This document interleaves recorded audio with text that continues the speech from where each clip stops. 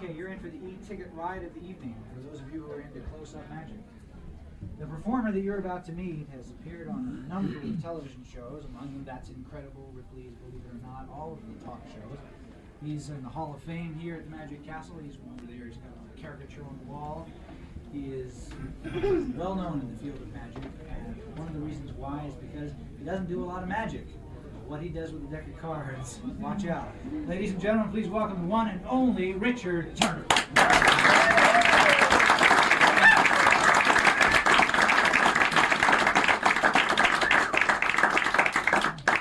Well, how many are here for the first time?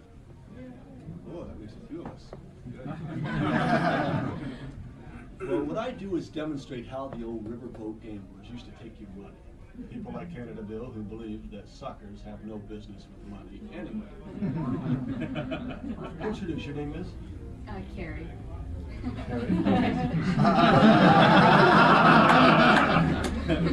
Carrie and? Julie. Julie.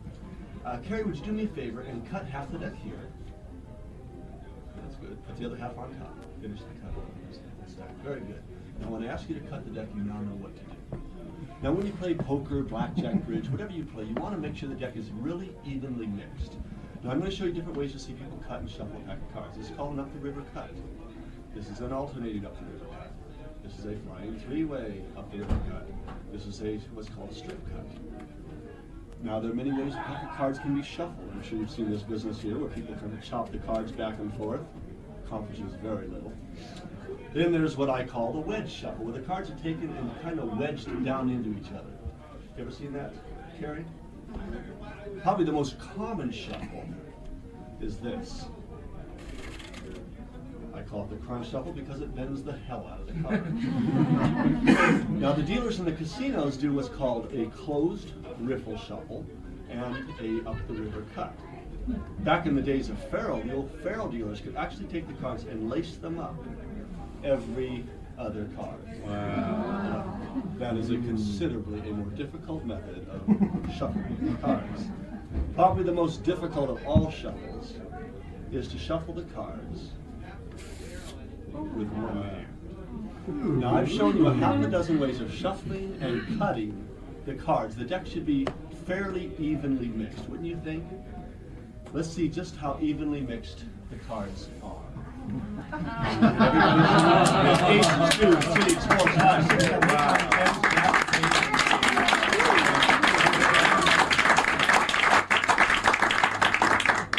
That's what I call an evenly mixed pack. Carrie, would you do me a favor? I want you to name a card. Something other than an ace. People are always suspicious of aces. If you would, pull out the 4 queens. Look between the jacks and the kings and you'll always find a queen. All right, you find all 5 of them? Okay, would you do me a favor? You shuffle those and I'm going to shuffle these. Very good, thank you. Oh, you have gloves on, you're going to have to take those off eventually. All right, now what I'm going to do is demonstrate techniques used by the old riverboat gamblers, okay? We're going to leave 3 of Carrie's queens on the bottom of the deck. Now say we're dealing a game of blackjack. I, the crooked dealer, I want the queen on top dealt to my own hand. I'll deal the cards around the table to the other players. When I choose, the queen is dealt. Watch face side. See, it's actually the second card that is being dealt. Until I'm ready to deal the top card, the queen does not move. And they're not off the bottom. The other queens are still there. The first card dealt was not a queen. Watch again, I'll deal it very slowly for the people in the back. Queen on top, slow motion. It appears as though the card's coming off the top. Watch face up. You never, of course, have the privilege of watching it from this angle. Here's one-handed. Now when the queen is face down as it is during play, you can't tell that you've been cheated. The queen is still there. Thank you. Wow.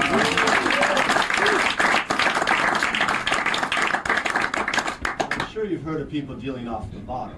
We have 4 queens on the bottom. Now, have you ever watched the old series Maverick years ago? They used to shoot each other for dealing their queens off the bottom. They're cheating.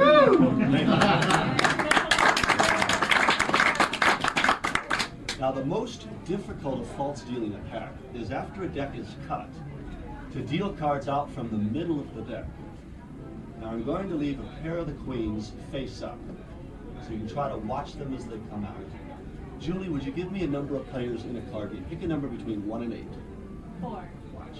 1, 2, 3, 4. Your name is? Ron. Ron, pick another number. 3. 1, 2, 3. Wherever you say, a queen will come out. And so everybody understands. They're coming from the middle. I'll put them further down. 2 more queens. Your name? Frank. Frank, pick a number, Frank. 7. 1, 2, 3, 4, 5, 6, 7. Now deal the last one in slow motion. Wow. Okay. One more number, Carrie. 11. We'd run out of cards if we had 11 players. 6. Here we go. 1, 2, 3, 4, 5, 6. Did you see it come out? No. I'll do it again. No, I did not. I was looking. One more time. Ron, say stop. Stop. See that card? Everyone else, take a glimpse. Give me a number. Where would you like it to come out at? Pick a number. 5. Here we go. 1, 2, 3. What was the card? 5.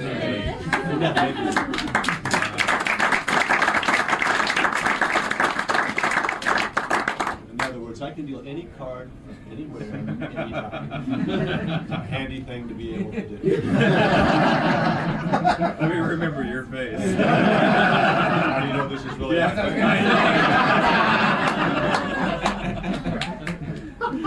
Now, people always want to know, how did I know where that queen was in the middle? The exact location. I'll show you. It's done by touch. Carrie, I want you to pick a number between 10 and 20. By touch of the fingers, I'll hand you the number of cards you say. Watch. 13 cards. Would you count them out loud for us? No.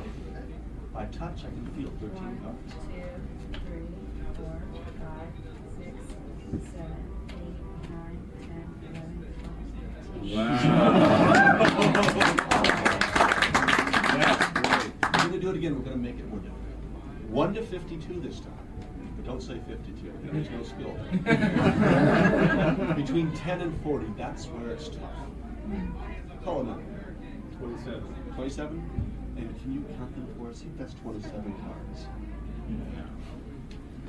1, 2, 3, 4, 5, 6, 7, 8, 9, 10, 11, 12, 13, 14, 15, 16, 17, 18, 19, 20, 21, 22, 23, 24, 25, 26, 27.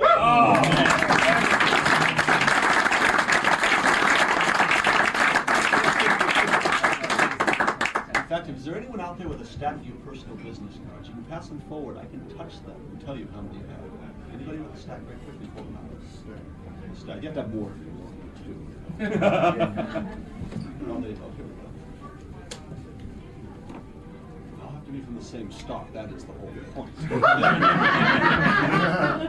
I'm going to say these are 6,000. I see there are 7 here. Can you count them first? 7 cards. 1, 2, 3, 4, 5, 6. Wow!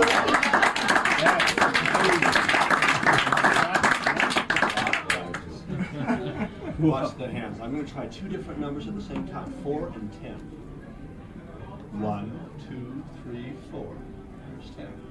1, 2, 3, 4, 5, 6, 7, 8, 9.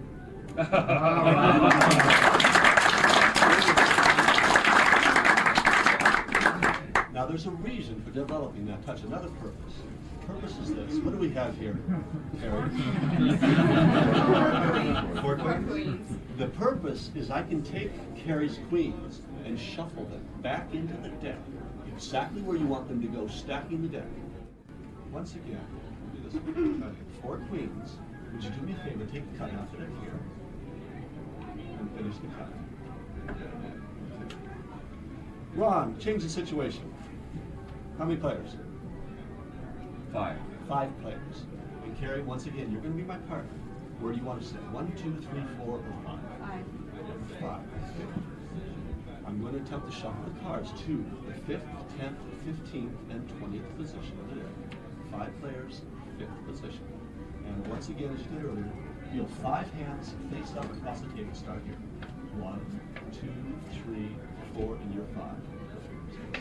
1, 2, 3, 4, and you get 5. Oh my God. I would start at any time. Yes, right now. Wait till after the show. Oh my God. Look at that. What do you have in this hand? Ah. Very you.